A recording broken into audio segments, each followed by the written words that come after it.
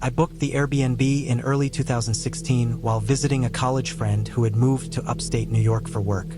I wanted a place nearby but not in his apartment.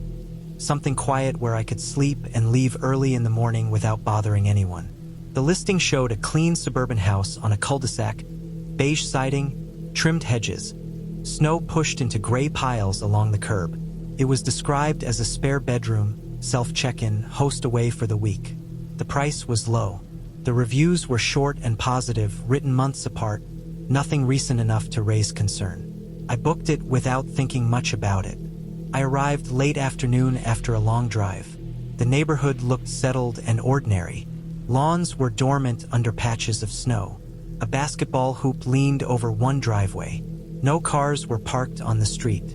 The house was quiet, lights off except for a lamp in the living room on a timer. I used the code sent through the app. The door opened easily. Inside, the air smelled like dust and lemon cleaner. Shoes were lined near the entryway, all adult sizes, all worn. Coats hung on hooks, heavy winter ones, none missing. The house felt lived in but paused, like someone had stepped out and planned to return soon. The living room furniture was arranged carefully. Family photos sat on shelves. The host was in some of them, always smiling, always cropped close to others. I did not study them long. The spare bedroom was at the end of a short hallway. The door was open. The room was small but neat. A twin bed with gray sheets. A desk with nothing on it. A lamp. A narrow closet with sliding doors. The window faced the backyard, which was fenced and empty. Snow clung to the edges of the grass. I set my bag down and checked the room out of habit. The bed was clean. The bathroom across the hall was stocked with towels folded tight. The house was silent except for the hum of the refrigerator and the tick of the thermostat cycling. I locked the front door and the bedroom door even though I was alone. It felt normal to do so in a stranger's house. I unpacked only what I needed and sat on the bed to rest. The quiet pressed in. I could hear the faint sound of traffic far away. Then nothing again. The host had left instructions on the desk, printed and clipped, basic rules, Wi-Fi password, checkout time. Everything looked standard. I opened the closet to hang my jacket. The doors slid apart with a soft scrape. Inside were a few empty hangers, a vacuum, boxes stacked neatly. On the right wall, at eye level, a piece of lined notebook paper was taped flat. Blue ink, handwritten. I leaned closer without touching it. It was a list of first names written straight down the page. Each name had a date next to it. The dates spanned several years. Every name had a single line drawn through it, firm but not sloppy. The paper was yellowed slightly at the edges, like it had been there a while. My first reaction was confusion. The list did not look decorative. It did not look like a reminder or a joke left behind by a friend. It felt private. I scanned the names. Common names. Some male, some female. All first names only. No last names. The dates were spaced weeks or months apart. Nothing clustered. Nothing random. Near the bottom of the list was my name. Same spelling. Next to it was a date. It was the day after my scheduled checkout. I stood still, holding my jacket halfway off the hanger. The house made no sound. The paper did not move. I told myself it had to be coincidence. My name was common. The date could mean anything. Cleaning schedule, a task list, a strange habit, someone with too much time. I tried to force calm into my breathing and failed. I checked the app to confirm my booking dates. They matched what I remembered. I checked the listing again. Nothing unusual. No warning. No mention of shared space beyond the spare bedroom and bathroom. The host profile showed a neutral photo and no bio. I took a photo of the list with my phone, then another closer shot of my name and the date. I did not touch the paper. I slid the closet doors shut and sat back on the bed. I considered leaving right then, but the sky outside was already darkening. Snow had started again, light but steady. I told myself I was being dramatic. I told myself the simplest explanation was the right one. I went out to meet my friend that evening. I locked the bedroom door before leaving. When I returned a few hours later, the house looked the same. No lights on, No sign anyone had been there. The lock was untouched. Inside, the temperature felt slightly cooler, but that could have been my imagination or the thermostat schedule. I checked the closet again. The paper was still there. Nothing had changed. I went to bed early, exhausted but alert. I left the lamp on. I locked the bedroom door. The house creaked as it cooled. Pipes clicked. Wind brushed the siding. I lay awake longer than usual, listening.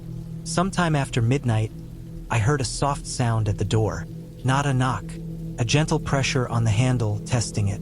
It moved just enough to tell whoever was there that it was locked. The movement stopped, then started again. Slower this time, careful, like someone trying not to make noise. I did not move. My body went rigid. My eyes stayed open. The handle turned again, a fraction, then back. No rattle, no force, just patience. The sound repeated at intervals. Long pauses between each attempt. Whoever it was did not leave. They did not try another door. They stayed right there. I stayed silent. I did not check my phone. I did not breathe deeply. I waited until the pressure stopped and did not return. I do not know how long it lasted. Minutes felt stretched. Eventually, there was nothing but the hum of the house again. I did not sleep. When morning came, pale light filled the room. The door was still locked. I waited before opening it. The hallway was empty. The house looked untouched. No footprints near the door. No signs of entry. The front door was still locked. I packed everything fast. Before leaving, I opened the closet one last time. The list was unchanged. My name was still there. The date was still the next day. I left the house and drove straight to my friend's place. I did not return. I contacted the platform and reported what I found. They responded with a generic message and said they would look into it. Weeks later, after I was home, curiosity got the better of me. I searched public records for the address. The house had changed owners several times in a short span. One owner had died there. Natural causes, according to the brief notice. I searched local news archives. I found a short article from years earlier about a missing person last seen in that neighborhood. First name only. The same name was on the list, crossed out, with a date close to when the article said the person vanished. I searched again. Another name, another brief mention, another disappearance, never resolved. No pattern that would trigger an alert. No single event big enough to draw attention. I never heard back from the platform beyond a final message saying the listing had been removed for unrelated reasons. I still have the photos on my phone. I still remember the sound of the handle, careful and controlled, like someone checking on something they expected to claim later. The date next to my name passed without incident. I was not there. I do not know what crossing out a name meant, only that every name before mine had been crossed out already. I booked the Airbnb on a whim. I had been working long hours for weeks, and the idea of a quiet weekend alone in a small town sounded like a relief. The listing promised a private studio on the outskirts of a rural community, a place that looked recently renovated, with a small kitchen, a porch, and a view of open fields. The photos were tidy. White walls, polished wood floors, potted plants. Everything looked calm and well kept. The host had good reviews, all recent, and the price was reasonable. I confirmed the booking and tried not to think about it too much, packing only the essentials for 2 nights. The drive there was longer than I expected. The GPS led me off the highway onto a series of narrow roads that curved and dipped through farmland and patches of forest. The sun was low, and shadows stretched across the fields. The houses I passed were sparse, set back from the road behind hedges and driveways. It felt quiet in a way that was both peaceful and slightly unsettling. I started noticing how few cars there were, and how quickly the road seemed to narrow. At one point, I thought the GPS had made a mistake, but the directions still pointed straight ahead. I kept going. When I arrived, the property looked slightly different from the listing. The building was the same shape, but the paint was faded. The porch steps creaked when I climbed them. A few shutters were crooked. It wasn't run down, just older than the photos suggested. The yard had been mowed, but unevenly, leaving patches of taller grass along the edges. I unlocked the door with the code the host had sent and stepped inside. The interior was clean, though the smell of old wood lingered. The floors had a faint warp in places, and the walls had small cracks near the ceiling. Light filtered in through windows with thin curtains, casting patterns on the floor. I unpacked slowly, setting my bag on the bed and arranging my things in the tiny dresser. I noticed small details, the way the hinges on the cabinets rattled slightly, the way the radiator groaned when I turned it on, the occasional squeak from the floorboards. Everything was functional, but it carried the weight of years of use. The quiet of the house was absolute. No traffic, no dogs, no distant voices. Just me and the low hum of electricity in the heater. Outside, the wind moved through the trees and tall grass, but even that was faint. By evening, I had cooked a simple meal in the kitchen. The stovetop worked, the oven held heat. I ate slowly, paying attention to the way the air shifted in the room. At some point, I realized the wind outside had stopped. The trees were motionless. The usual small sounds of rural life, cows, birds, insects, had gone quiet. I finished eating and moved to the porch with a cup of tea, sitting in the fading light. Everything felt still in a way that was almost complete. The kind of stillness that makes you notice how much you rely on background noise to feel normal. I stayed there until the sun disappeared, then went back inside to settle for the night. I slept lightly. Every small noise made me shift under the covers. The house was older than I thought, and the floors made sounds I couldn't place.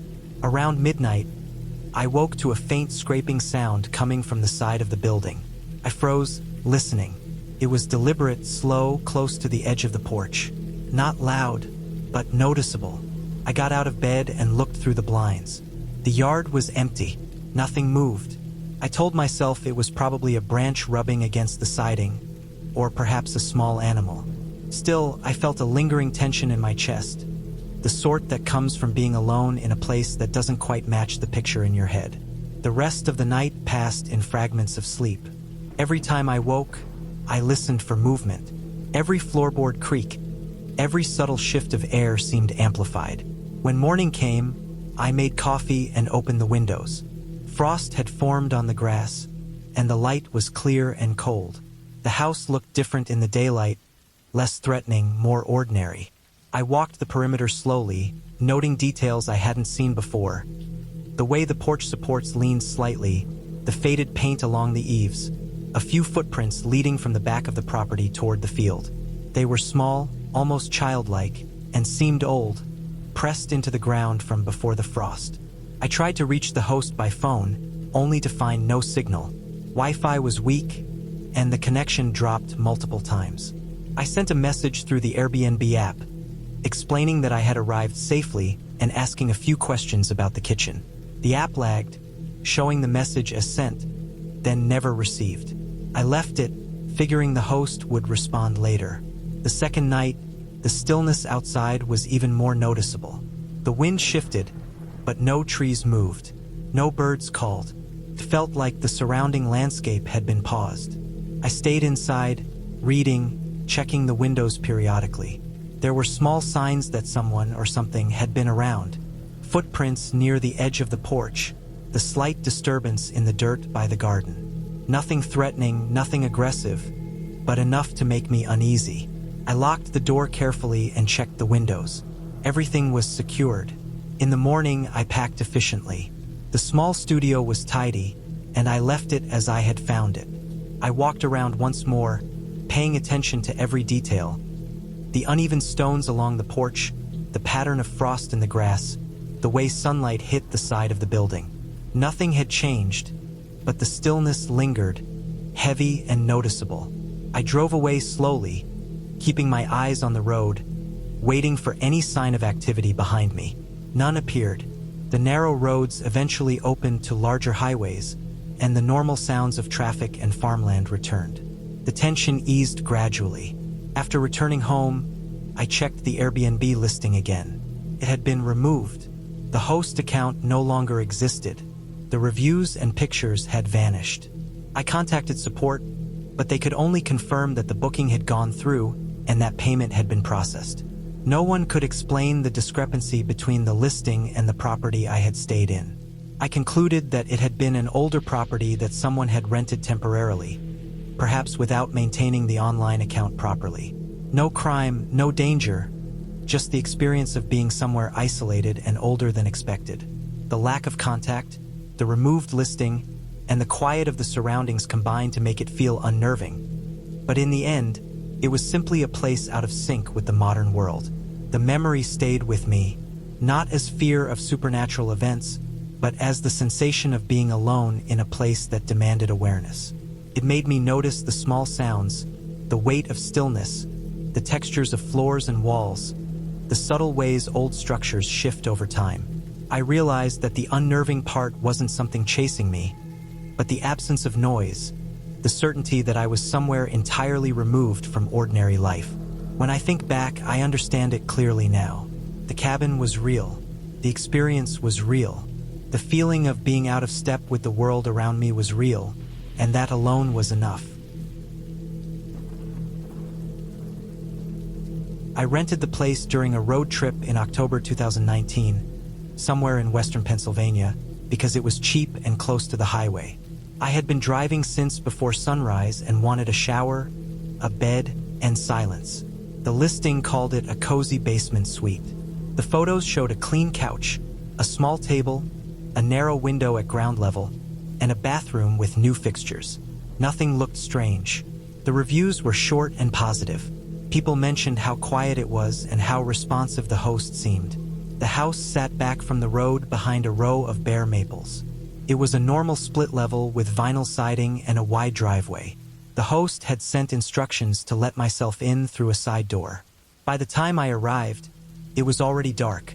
The air smelled like wet leaves and cold dirt. I parked under a light that flickered and carried my bag down a short set of concrete steps. The basement suite felt colder than the rest of the house, like it held the night inside it. The ceiling was low but manageable at first. I could stand upright near the couch and kitchenette. The farther back I went, the lower it got. The bathroom ceiling sloped enough that I had to tilt my head while brushing my teeth. The bed sat under a duct wrapped in silver insulation that reflected the lamplight in sharp angles. There was a door at the back, smaller than the others, painted the same off-white but scuffed around the handle. A handwritten note was taped to it, reminding guests not to use the back storage area because it was unfinished. The host had also mentioned it in his welcome message. I noticed it, registered it, and assumed it was full of tools or exposed wiring. I told myself I would ignore it. I dropped my bag, sat on the couch, and ate from a paper container while listening to the hum of the refrigerator. The house above me made normal sounds. Footsteps crossed the living room. Toilet flushed. TV clicked off. It all felt ordinary. After a shower, I walked back toward the bed and noticed how much lower the ceiling got near that back door. I had to bend at the waist to avoid scraping my scalp. The air felt heavier there, cooler. The light from the lamp did not reach the corners. Curiosity crept in slowly. It was not excitement. It was the simple need to know what was behind a door that someone had gone out of their way to warn me about. I told myself I would just crack it open and look. I would not step inside. The door stuck before it opened. I pulled harder than I meant to. The hinges groaned. The smell hit first. It was metallic, sharp, mixed with damp concrete and old oil. The room beyond was unfinished, just as promised. Bare concrete walls. No drywall. No shelves. No boxes.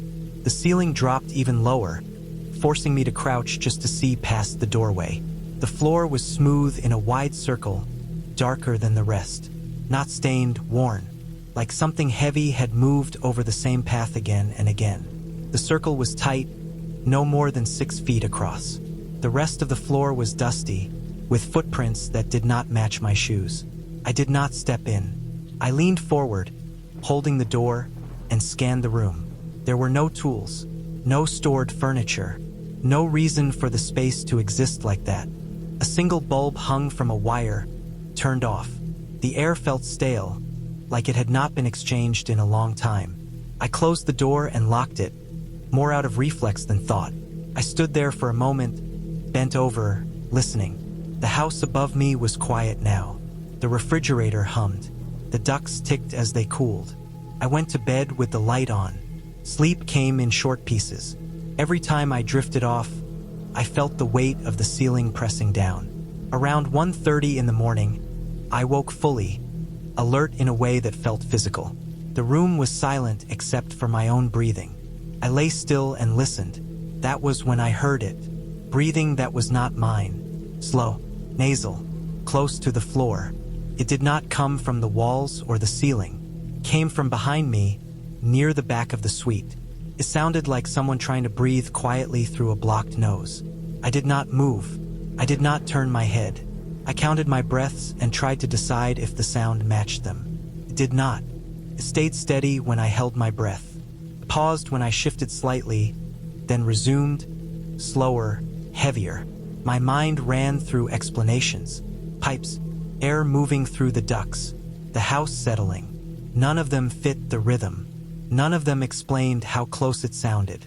It was near the floor, low enough that it felt like it came from beneath the bed frame.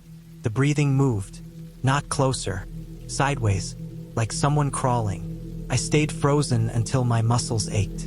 At some point, the sound faded. Not abruptly, thinned, like it was moving away through a narrow space. When it stopped, the silence felt louder than before. I did not sleep again. I sat on the edge of the bed with my shoes on until the thin light from the window shifted from black to gray. In the morning, my phone showed messages from the host sent after midnight and again early in the morning. I did not open them right away. I packed my bag, keeping my eyes on the back door. It was still locked. The tape with the note had peeled slightly at one corner. I left the suite and sat in my car with the engine running before I read the messages. The first asked whether I had gone into the back area.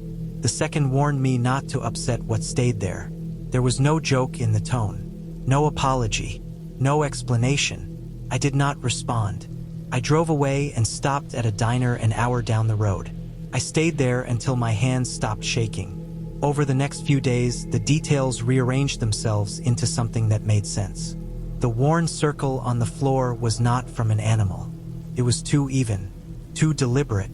The breathing was human. The ceiling height explained why it stayed low. The smell came from sweat and rust and old blood in a place without ventilation. I looked up property records when I got home. The house had been sold twice in 10 years. The previous owner had been charged with unlawful restraint. The case details were sealed, but the address matched. The basement had been listed as partially finished even then. The host had not lied about the space being unfinished. He had warned me away from it. The messages were not threats. They were instructions shaped by fear and habit. He lived above a place where someone else lived too, hidden, controlled, allowed to move only in a circle worn smooth by years of repetition. The breathing I heard was not anger. It was presence. I reported the listing and sent everything I had to the platform and to the state police. Months later, I received a brief notice that the property had been seized during an investigation. No details followed. I still think about that night when I stay somewhere unfamiliar. I check ceiling heights. I listen for breathing that does not match my own. I remember how easy it was to open a door I had been told to leave alone, and how quickly a cheap place to sleep turned into proof that ordinary houses can hold ordinary crimes, hidden just low enough that you have to crouch to see them. I stayed there because my sister had just had a baby and the house was packed in a way that made sleep impossible. Every couch had someone on it. Every spare room was taken, and the air felt tense from exhaustion and celebration colliding. I wanted to be close enough to help during the day but far enough to get real rest at night. A small Airbnb outside town felt like a reasonable solution. This was late November 2020, when travel still felt heavy and cautious, and Vermont was already locked into winter habits. Snow hadn't fully settled yet, but the ground was hard, the trees bare, and the daylight short in a way that made afternoons feel like early evenings. The Airbnb was a converted farmhouse set back from the road. It looked older than the photos suggested, not run down, just worn in a way that came from decades of use. The driveway was gravel, uneven, with tire ruts frozen in place. The house itself had thick siding, faded paint, and a porch that sagged slightly in the middle. Inside, it smelled like dust and old heat. The owner lived there too. She was an older woman, quiet to the point of being difficult to read. She showed me where my room was, pointed out the bathroom, and then went back to whatever she had been doing. There was no warmth or hostility in her manner, just distance. My room was fine. That was my first and most consistent impression. Clean sheets, a narrow bed, a dresser that smelled faintly of cedar, and a small window that looked out toward a tree line. The radiator clicked and hissed in a steady rhythm. I slept well the first night, tired from the day and relieved to be alone. The hallway outside my room was long and narrow, with creaking floorboards that telegraphed every step. At the far end of that hall was a door I hadn't noticed in the listing photos. It was a solid door, painted the same off-white as the walls, but the paint was chipped around the handle. It was always closed, always locked. I noticed the temperature difference the second morning. When I walked down the hall toward the bathroom, the air changed near that door. It wasn't dramatic, but it was noticeable. Warmer, heavier, like standing near a vent. I assumed there was a utility room or some kind of storage space with pipes or a furnace. Old houses often had strange layouts, and I didn't think much of it at first. Still, I paid attention to it every time I passed, mostly because it didn't make sense for that area to be warmer than the rest of the house. During the day, I spent time at my sister's place, helping where I could, then returned to the farmhouse in the evenings. The owner was usually somewhere else in the house. I rarely heard her move. When I did, it was soft and slow, like she was careful not to be noticed. There was no television noise, no music. The house felt hollow at night, like it absorbed sound instead of reflecting it. On my third afternoon there, I came back earlier than usual. Snow had started to fall, light and dry, and I wanted to get out of the cold. When I stepped inside, I paused in the entryway because I heard something I hadn't heard before. It wasn't loud. It wasn't clear. It sounded like voices, muffled and contained. A man and a woman, from what I could tell, speaking low, overlapping at times, with a tense rhythm that suggested disagreement. It wasn't shouting. It was the kind of argument people have when they are trying not to be heard. The sound came from the end of the hall. I stood still, listening. The voices didn't carry words, just tone and cadence. I told myself it had to be relatives visiting, maybe family staying in a part of the house not listed. Shared Airbnbs often had odd boundaries. Still, something about the way the sound stayed trapped behind that door unsettled me. It was too contained, too close yet inaccessible. I went to my room and shut the door. I didn't hear the voices again that evening. I didn't hear footsteps or doors opening. The house returned to its quiet state, the radiator ticking, the occasional wind pushing against the siding. That night, sleep came slower. I kept thinking about the warmth near that door and the way the sound had felt compressed, like it had nowhere to go. I told myself I was tired and overthinking. The world already felt strained that year, and my nerves were not in their best condition. The next morning, I passed the owner in the kitchen. The moment felt ordinary enough that I decided to ask, casually, who else lived there. I didn't want to sound suspicious or confrontational. I framed it in my mind as a practical question, something about shared spaces and expectations. Her reaction stopped me cold. She looked genuinely confused.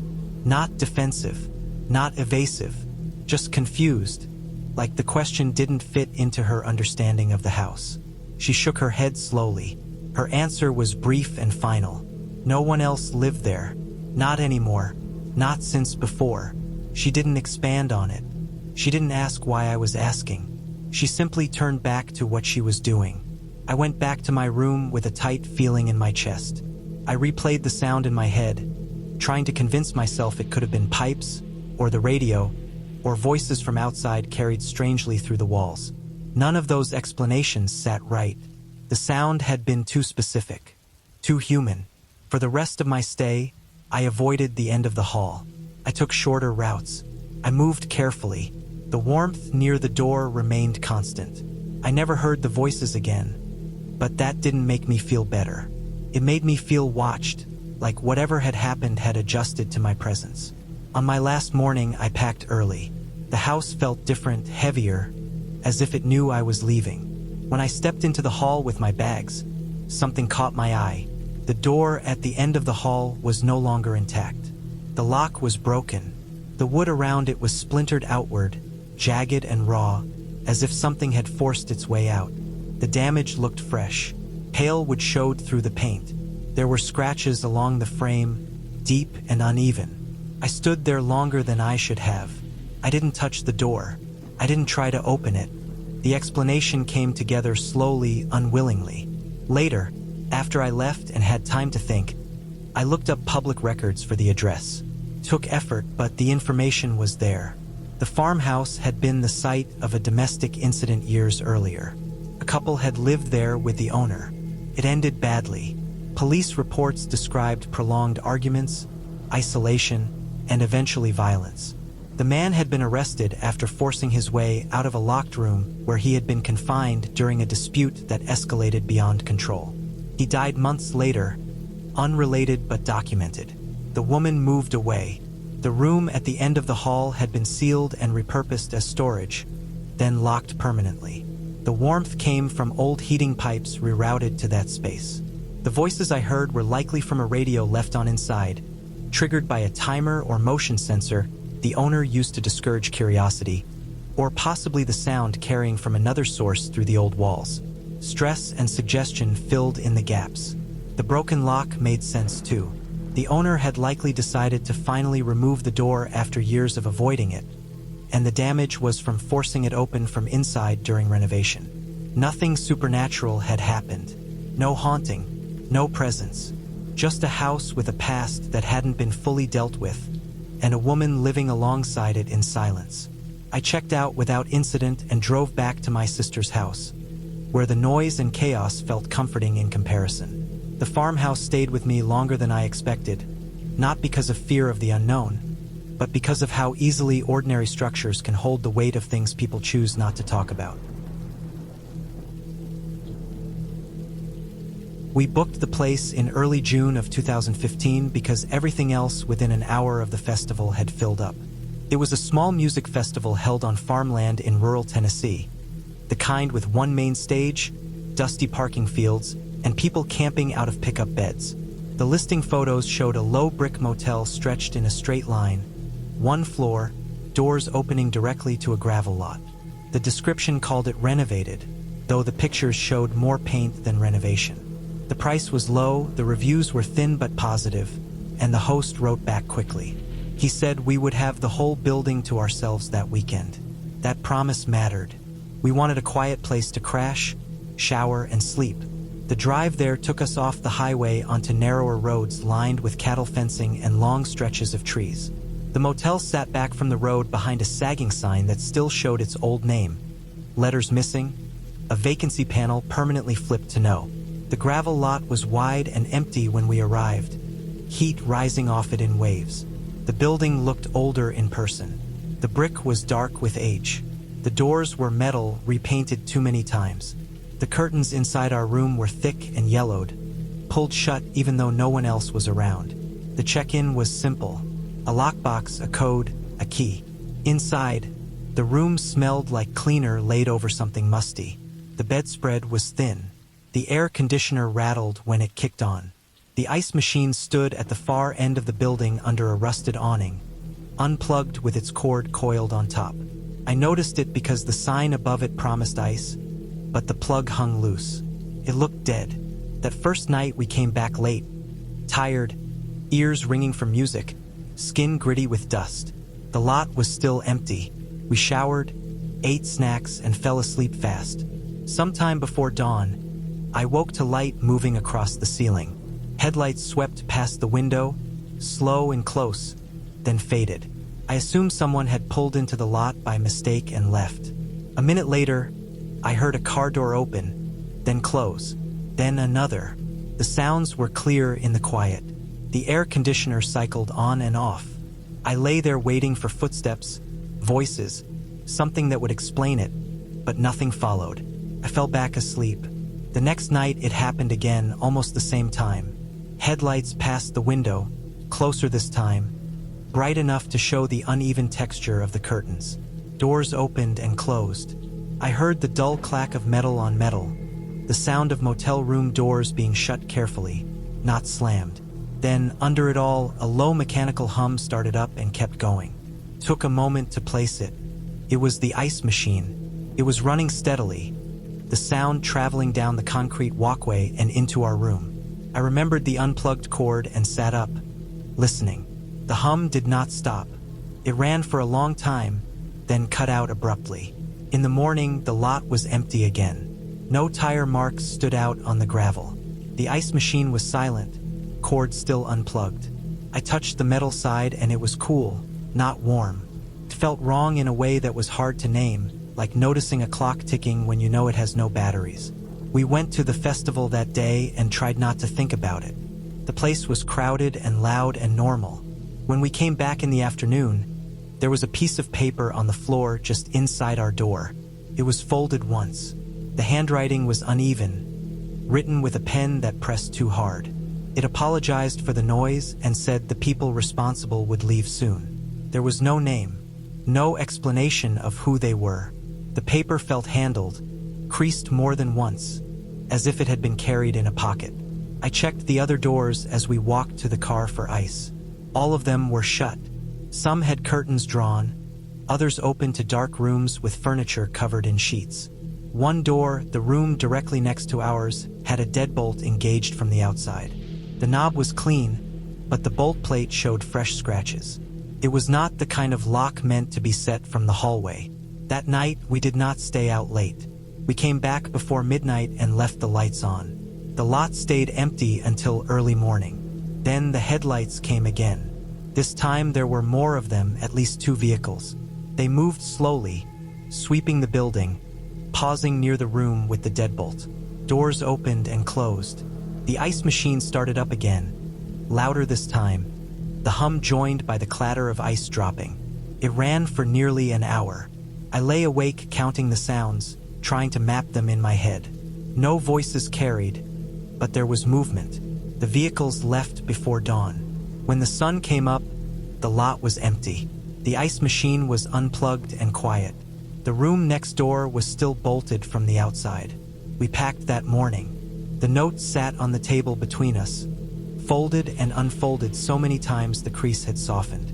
We decided to leave early and eat the cost. As we loaded the car, I noticed scuff marks near the doors, fresh lines in the dust where something heavy had been dragged or slid. They led toward the deadbolt room and stopped. We dropped the key in the lockbox and drove to meet the host in town, hoping to get some explanation. He looked genuinely confused when he saw us. He said he had not expected anyone to check out that day. He said the building we stayed in had been empty for months, that he only opened it for festival weekends when demand spiked. He said no one else had booked, no one had keys. He insisted the ice machine did not work and had been unplugged for years because it tripped breakers. He said the room next to ours had been locked because it was used for storage and the bolt was old. I watched his face as he talked. There was no strain in it, no defensive edge. He seemed more unsettled the longer we stood there. We showed him the note. He turned it over, frowned, said it was not his handwriting. He said he would look into it. Weeks later, after we were home and the festival felt distant, I searched the address. Old county records showed the motel had changed hands twice in 5 years. Before the current owner, it had been leased to a contractor who housed seasonal road crews there. The rooms were used on and off, often without being listed, paid for in cash. After that lease ended, a local towing company had stored equipment in some of the rooms while their yard was under repair. I found a small article in a local paper about complaints made during that time. Neighbors had reported vehicles coming and going at odd hours. They had complained about noise, about an ice machine running all night even though the place was supposed to be closed. It fit together slowly. The contractor had left behind keys. The towing company had left behind locks. People who had used the place before still thought of it as available. They came back out of habit, out of convenience, using rooms they believed were empty and unmonitored. The ice machine, though unplugged at the wall, was tied into a separate line that fed a small generator kept in one of the storage rooms, a workaround set up years earlier. Someone had been using it again, plugging it in internally, then disconnecting it before leaving. The note was an apology from someone who realized too late that we were there, that they were intruding on a space they assumed was unused. The deadbolt made sense too. It was a way to secure a room full of tools or equipment from the outside, not meant for guests. It was never removed because no one thought to. The host had inherited a building with layers of use he did not fully know. Nothing supernatural had happened there. No unseen presence.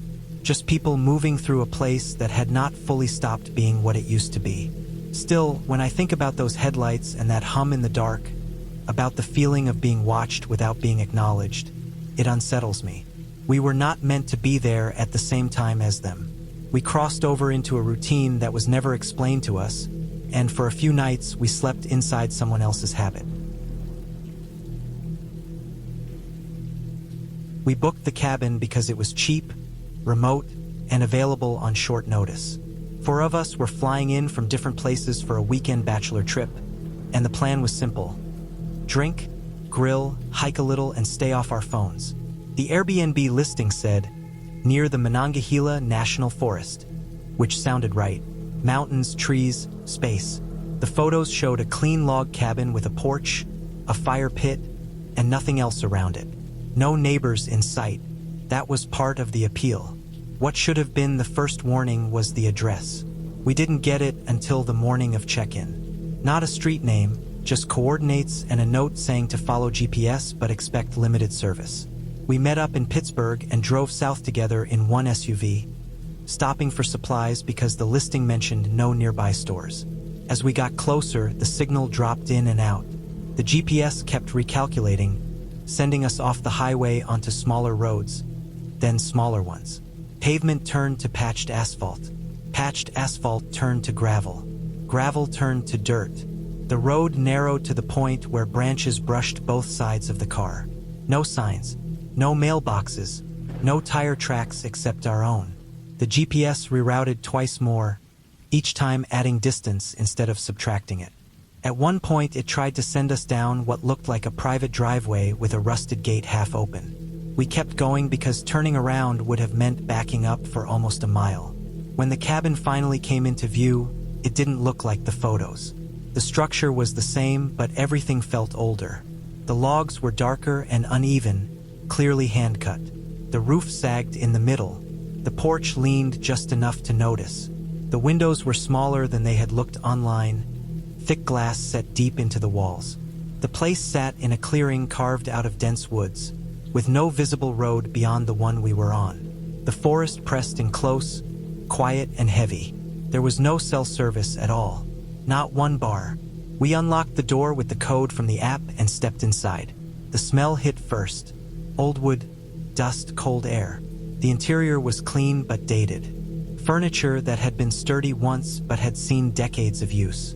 A cast iron stove in the corner. A stack of split logs by the door that looked like they had been there a long time. On a small table near the window was a guest book.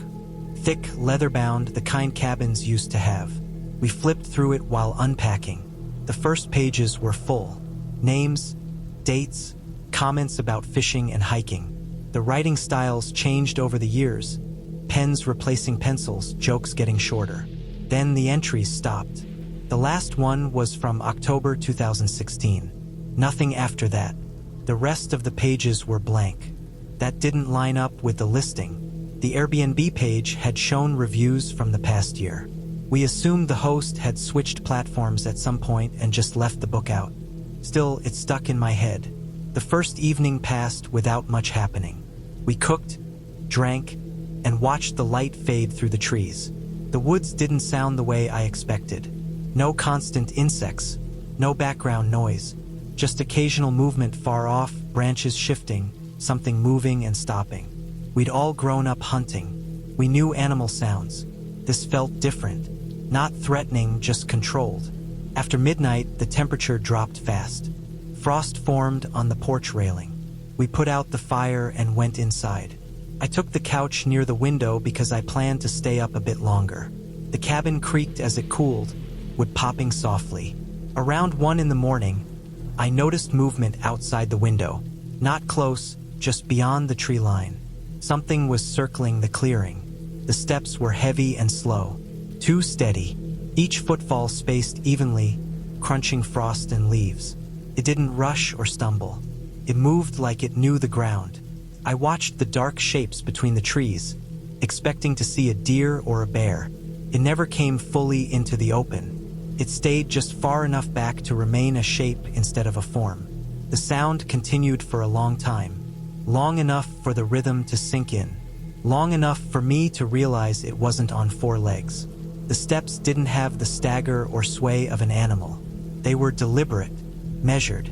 Around 2 in the morning, the movement came closer. The steps stopped directly outside the window.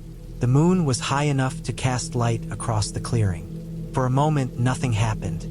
Then a shadow rose into view. It stood upright, blocking the moonlight completely. The outline was wrong.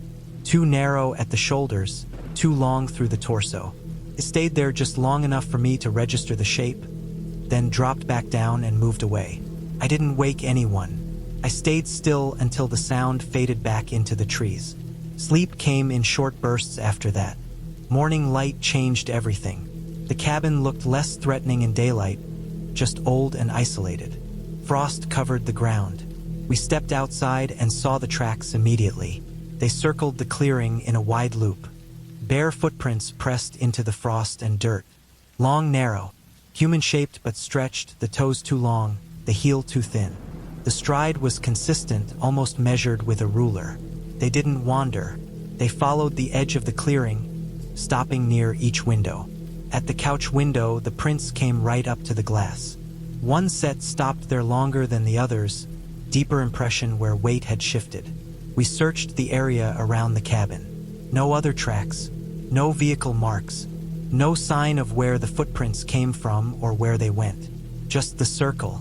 We went back inside and tried to message the host. The app wouldn't load. When it finally did, the listing was gone. Not unavailable. Gone. No host profile. No reservation history. Nothing. We packed immediately. No one suggested staying. The drive out took longer. The GPS refused to cooperate. We followed the road back the way we came, taking turns slowly, watching the trees. About 2 miles out, we passed another structure hidden off the road. A smaller cabin, half collapsed, roof caved in. The windows were boarded from the inside. The boards were old but not rotten. Back in range, we contacted Airbnb support. They had no record of the listing. Our payment showed as processed, but to a third-party account already closed. They refunded us without explanation. Weeks later, curiosity got the better of me. I searched public land records and missing persons reports from that area. In 2016, a man had gone missing near a privately owned inholding within the forest. He lived alone in a cabin. The description mentioned unusual behavior, avoiding town, walking long distances barefoot. The case went cold. The land was sold shortly after. I don't think what circled the cabin was anything unreal. I think it was someone who had been out there too long. Someone who knew the woods better than roads. Someone who learned our patterns in a few hours and decided to see how close he could get. The listing disappearing made sense after that. It was bait, a way to bring people out where no one would hear them leave. We were lucky. For grown men, one night, frost on the ground. Enough evidence to scare us into leaving. I still think about the way those footprints stopped at the window. The way the shadow blocked the moon without hesitation. Not curious, not confused, just checking to see who was inside. We went there for our anniversary in February of 2022 because we wanted quiet and weather. The coast in winter felt honest to us then. Fewer people, fewer distractions, just water and wind and an old place that smelled like salt and wood. The cottage sat off a narrow road south of any real town, close enough to hear the ocean but far enough that the sound came and went with the gusts. It was smaller than the photos made it look.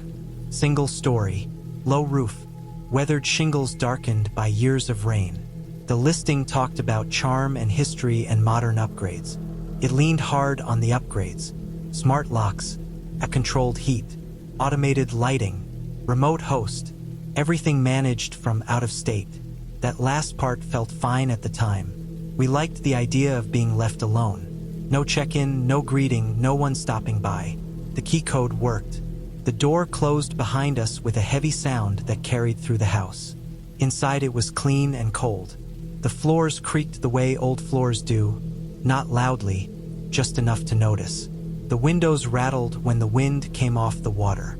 The furniture was simple and worn in a way that felt intentional. A couch that had been reupholstered. A table with sanded edges. Hooks on the wall for coats. A small bedroom at the back with a bed pushed up against the wall to make space.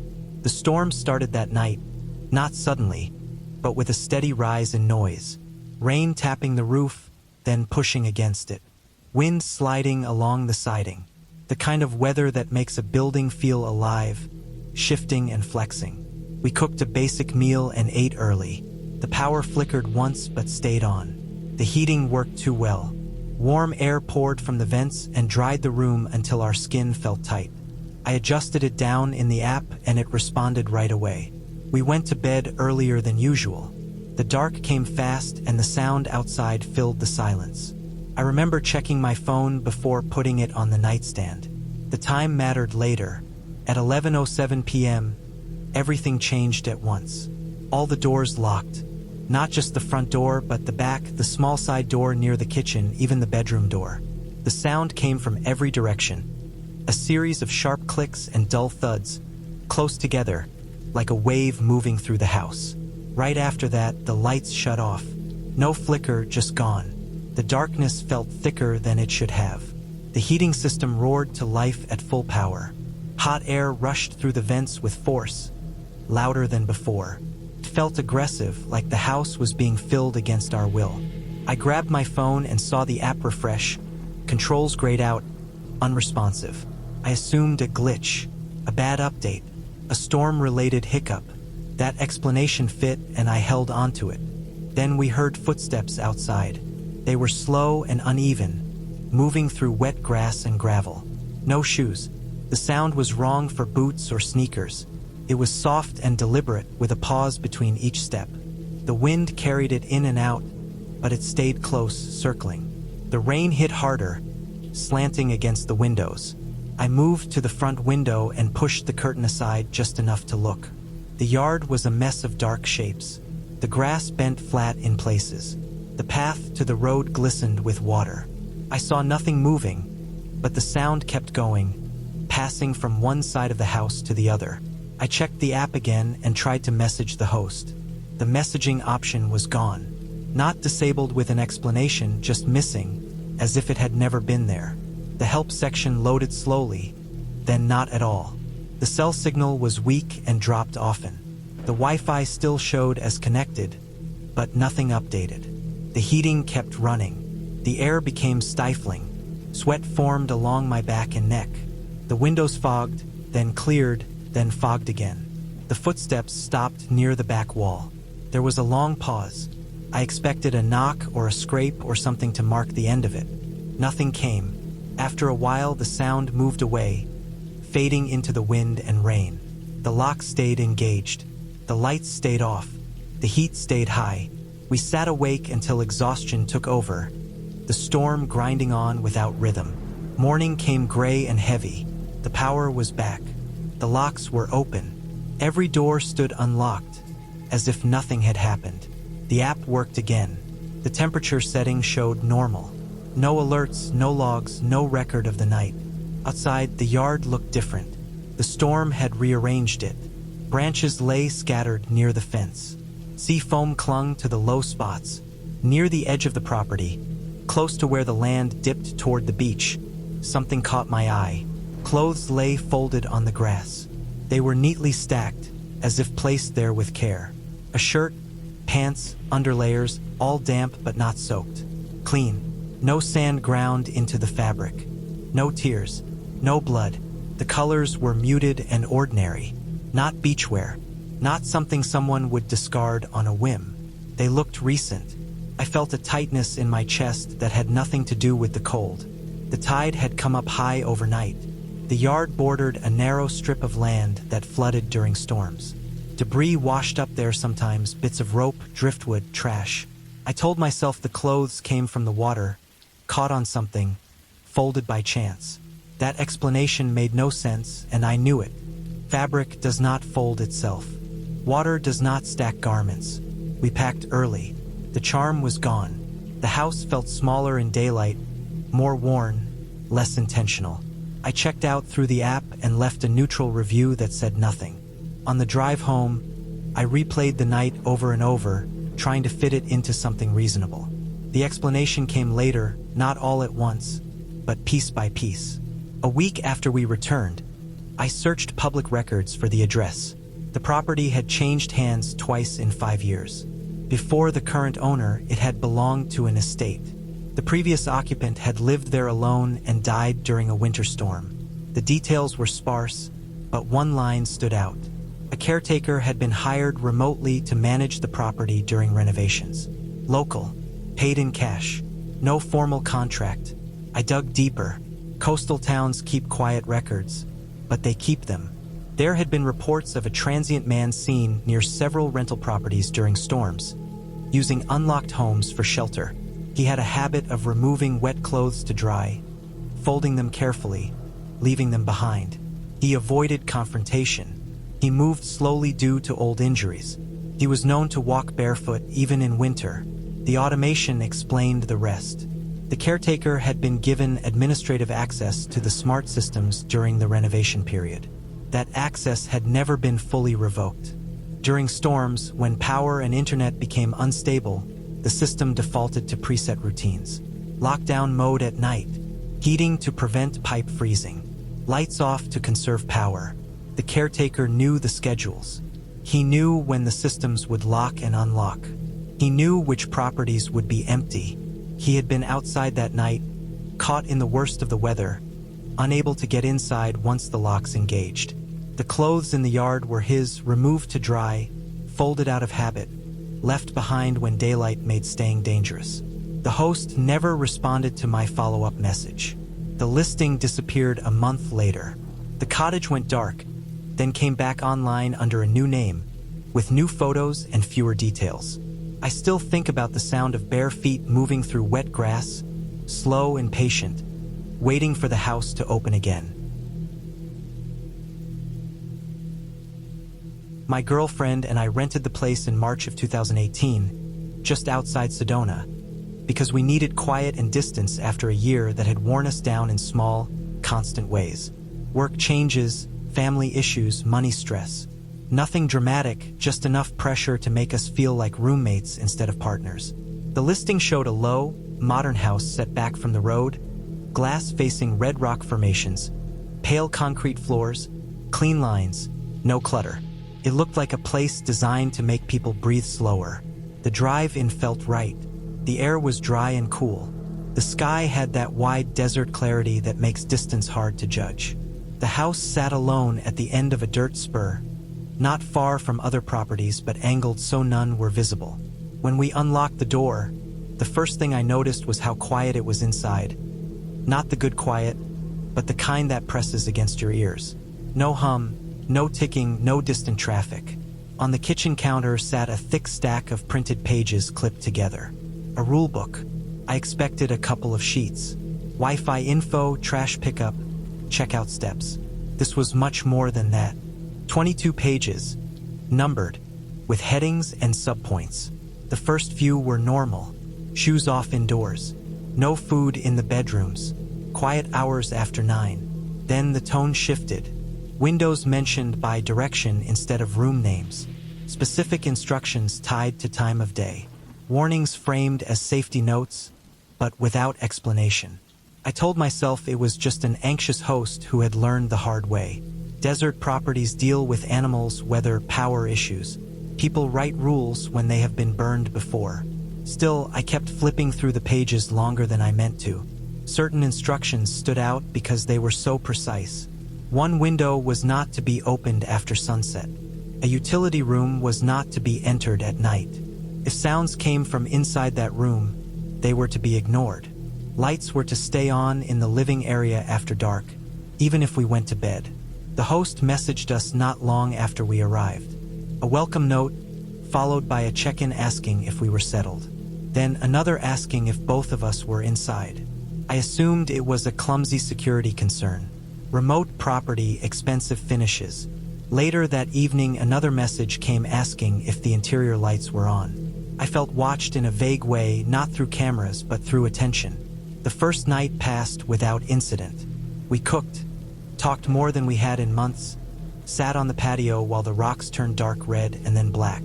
When we went to bed, I noticed that the house felt different at night. The silence sharpened. The walls seemed thin, not in sound transmission, but in presence, like being inside a shell. The second day we hiked, came back tired, sunburned, loose. The host messaged again, more frequently. Short notes spaced hours apart. Questions that circled the same ideas. Whether we were both there, whether we had opened any windows, whether we noticed any smell. That last one bothered me. There was no smell beyond dust and dry air. I told myself the property might have septic issues or nearby wildlife. Still, it stuck with me. That night I read more of the rulebook. It mentioned odor as an early sign of a problem, but never named the problem. It emphasized sealing the house after dark. Doors locked, windows shut, blinds drawn, lights on. It read like instructions for a storm that never came. On the third night, I woke suddenly and fully, the way you do when something interrupts a dream without fading.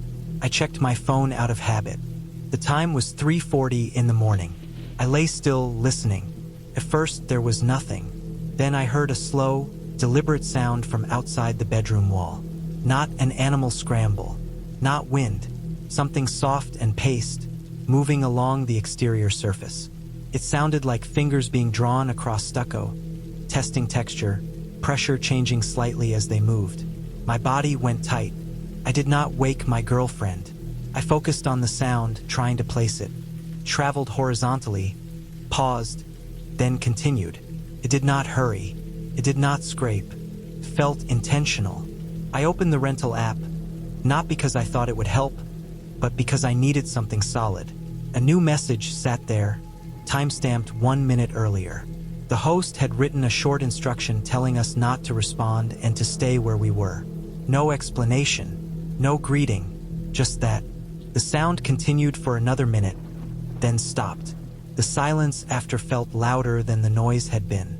I stayed awake until morning, eyes fixed on the faint outline of the ceiling. Nothing else happened. At first light, I walked the perimeter of the house. There were no marks on the wall, no footprints in the dirt. The ground was hard-packed, scattered with rock. If someone had been there, they left no sign. I checked the utility room during the day. It was small and clean. Water heater, electrical panel, shelves with labeled bins. Nothing out of place. We talked in general terms about not sleeping well, about feeling off. We did not frame it as danger. We still wanted the trip to work. We went out again, tried to reset. That afternoon, the host sent a long message explaining that the area had issues with trespassers and that the rules were designed to keep guests safe. It mentioned that certain behaviors attracted attention. Light patterns, openings, sound. It ended by asking if we had followed the instructions the previous night. The third night, we went to bed early. All lights on as instructed. Windows closed. Blinds down. I lay awake, waiting. Nothing came. No sound. No messages. At some point, I slept. In the morning, we decided to leave a day early. The feeling in the house had shifted from calm to strained, like holding a breath too long. As we packed, I noticed a smell for the first time. Faint, sour, like damp insulation. It seemed to come from the utility room. When I opened the door, the smell deepened. One of the bins on the shelf was ajar. Inside were disposable coveralls, gloves, and rolls of plastic sheeting. We loaded the car and drove away without checking out through the app. On the road, with distance building behind us, my phone buzzed. A final message from the host thanked us for leaving early and said the issue would be handled. Weeks later, curiosity got the better of me. I searched county records and local news. The property had been owned by the same person for years. There were police reports tied to the address. Not violent crime. Repeated calls about a man who wandered the area at night, drawn to lit houses. He had been arrested more than once for trespassing and stalking. He lived nearby, off-grid, moving through washes and service roads. He touched houses, windows, walls. He tested for entry points. He did not break in. He waited for mistakes. The host knew this. The rules were not quirks. They were countermeasures. The constant messages were checks to see if the house was sealed, if the lights were on to make the place visible from a distance without offering shadows to hide in. The smell mentioned in the messages matched reports of the man carrying materials to block vents and openings when he found a place unattended, sometimes to return later. The night I heard the fingers, the house had been lit exactly as instructed. The window stayed closed. We stayed inside. The man moved on. I left a short, factual review warning future guests about the rules and the reason for them. It was taken down within days.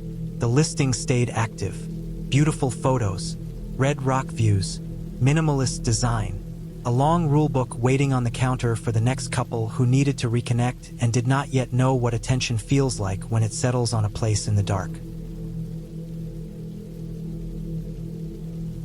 We rented the place because it looked clean and new and far enough from everything to feel like a reset. 5 of us drove out from different cities and met there in August 2021. During a stretch of heat that never fully left the ground even after dark. The house sat off a dirt road outside Joshua Tree, low and angular, all pale concrete and glass. No fence, no neighbors, just creosote, rock, and open desert in every direction. The listing photos showed big windows, a flat roof, floodlights mounted at the corners, and a ring of security cameras. The host sent a message the day before arrival reminding us not to leave food outside because animals watched the property. The wording stuck with me because it felt off, not the usual warning about ants or coyotes, more like a statement than advice. We arrived late afternoon. The heat came up through the soles of my shoes when I stepped out of the car. The air smelled dry and metallic. The house felt sealed tight, cool inside, the kind of place meant to shut the outside world away. We walked the perimeter once before sunset, more out of boredom than caution. The cameras were mounted high and angled down. The floodlights covered most of the yard but left dark wedges beyond their reach. There were no footprints around the house except our own and some older tire tracks from previous guests. The sand held every mark clearly. As night settled in, the desert went quiet in the way that feels heavy rather than peaceful. No wind, no distant traffic. Just the hum of the house systems and the faint buzz from the lights. We sat inside with the blinds open, watching the yard because there was nothing else to look at. Around 10, one of the cameras sent a motion alert to the house tablet. The clip showed nothing. No movement, no animal, no change in light. We shrugged it off as heat or a moth. The alerts kept coming. Every 20 or 30 minutes, always the same result. A clean frame of empty sand and shadow. The floodlights stayed on. The night felt still, too still for the number of alerts. I stepped closer to the glass and stared out into the dark beyond the lights. That was when I noticed the shapes. They were not close. They stayed just beyond where the light faded. Tall forms, darker than the dark behind them. They did not move like animals. They did not drop to all fours or dart. They stood upright, thin, almost rigid. When I shifted my angle, they did not change shape the way a bush or rock does. They stayed vertical. I watched for a long time, trying to convince myself it was nothing, that my eyes were making patterns out of darkness. Another alert chimed. The camera clip showed the same empty frame. I did not say anything. I kept watching. After a while, one of the shapes shifted. Not a step, not a sway, just a slight repositioning, like weight moving from one foot to the other. The distance made it hard to judge scale, but it felt wrong. Too tall to be a coyote. Too narrow to be a person in normal clothes. The floodlights should have caught movement like that. They did not. Near midnight, the alerts stopped. The house felt louder without them. I lay on a couch and stared at the ceiling, listening. The desert stayed quiet until just before 3. At 2:48 a.m., the power cut. Not a flicker, a clean drop. The air went dead. The lights went out. The house went black except for faint glow from our phones. The silence pressed in. Then the sound started. A light, sharp tapping above us. Not heavy footsteps. Not scratching. Clicking, precise and spaced, like fingernails touching glass. The roof had skylights. The sound moved across them in short bursts. Tap, tap, tap. Then a pause. Then again. It did not rush. It did not feel random. It felt deliberate, like testing. I stayed still. My breathing sounded loud in my own head. The tapping shifted position, crossing from one skylight to the next. Small bits of grit slid down the glass. Something scraped softly, then stopped. I thought about the warning message and the way it was phrased. Animals watched. I thought about the camera alerts that showed nothing. I thought about how easy it would be to reach the breaker box mounted on the outside wall. The tapping continued for a long time. I checked the time again and again. The house stayed dark. No voices, no engines, no footsteps in the sand. Just the clicking above us and the occasional faint thud, like something light being set down. At one point, something slid along the roof edge and fell, landing with a soft slap near the wall. The sound was close enough to make my stomach tighten. Eventually, the tapping stopped. The silence that followed felt worse. I waited for something else to happen. Nothing did. Sometime after 4, the power came back on by itself. The lights flickered, then steadied. The cameras rebooted. No alerts came through. Morning light showed everything too clearly. The desert looked normal again, wide and empty. When we stepped outside, the sand around the house looked wrong. Where there should have been footprints, there was nothing. The surface was smooth, brushed flat in a wide circle around the building. Not wind-smoothed, deliberately leveled. Along the outer edge of that circle was a shallow groove. A long, continuous line dragged through the sand, as if something had been pulled behind whoever made the pass. The groove was even unbroken, like a rope or a branch dragged at a steady height. There were marks on the roof near the skylights. Small scuffs, bits of grit stuck to the glass. A few tiny chips along the metal trim where something hard had tapped repeatedly. The breaker box showed fresh scratches around the latch. The cameras had footage gaps during the power cut. Before that, the alerts lined up with times I had seen the shapes. Each clip showed empty frames. Later, in daylight, the same cameras picked up insects, birds, and our own movement without issue. Whatever triggered them at night stayed out of view or knew where the blind spots were. We left early. I walked the perimeter one last time, tracing the smooth sand with my eyes. The circle was wide enough that whoever made it stayed just beyond the floodlights the entire time. The drag mark suggested they did not want to leave prints. The roof taps made sense if someone had been dropping small stones or using a tool to test reactions without showing themselves. The power cut required access and timing. Weeks later, after the stay ended, the host left a review thanking us for not opening the doors. Nothing else. No explanation. The wording felt careful. I looked into the area after that. The house sat near a stretch of land used for off-grid activity, legal and not.